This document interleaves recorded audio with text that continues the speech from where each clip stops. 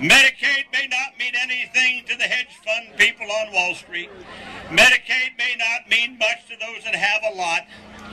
But Medicaid matters to every single person here. It matters to our families, and it matters to the welfare of the United States of America.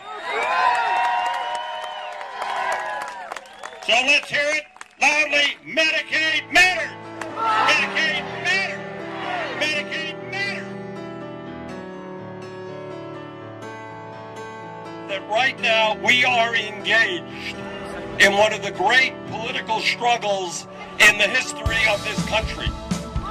On one side, we have the wealthiest people in America who have never, ever had it so good.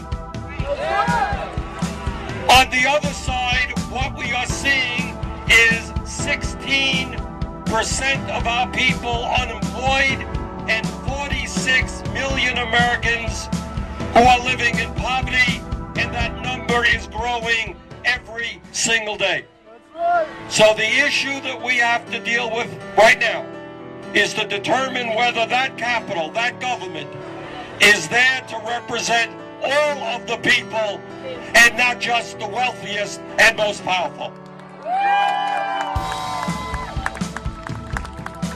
In America today, and all of you should know this, we are the only nation in the industrialized world that does not guarantee health care to all people as a right. In my view, not only should we strengthen Medicaid, not only should we make sure that children are not thrown off of Medicaid, we should expand Medicaid and Medicare so that every person in this country, regardless of income, has health care as a right of citizenship.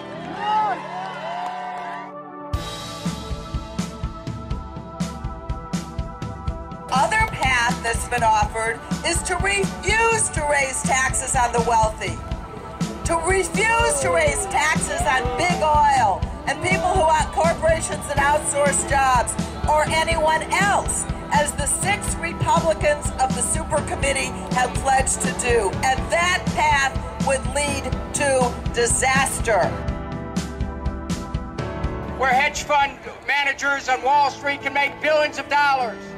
But here in Washington, we look at Medicare and Medicaid, and we have people actually talking about reducing the benefits, but we are not going to stand for that. No cuts. We're here because your Medicaid matters.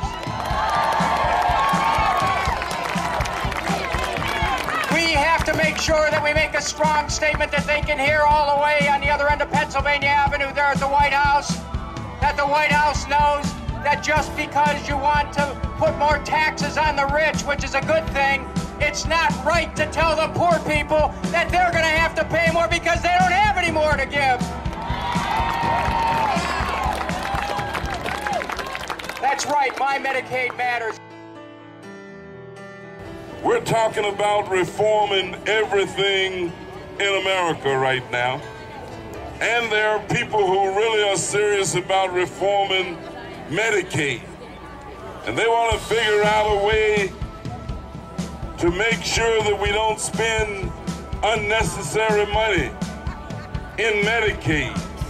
And one of the best ways we could possibly do that is to make sure that we pass the Community Choice Act, because that would not only give people independence, but it would also save a lot of money.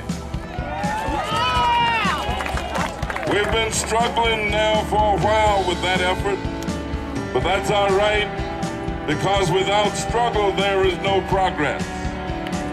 Without pain, there is no success.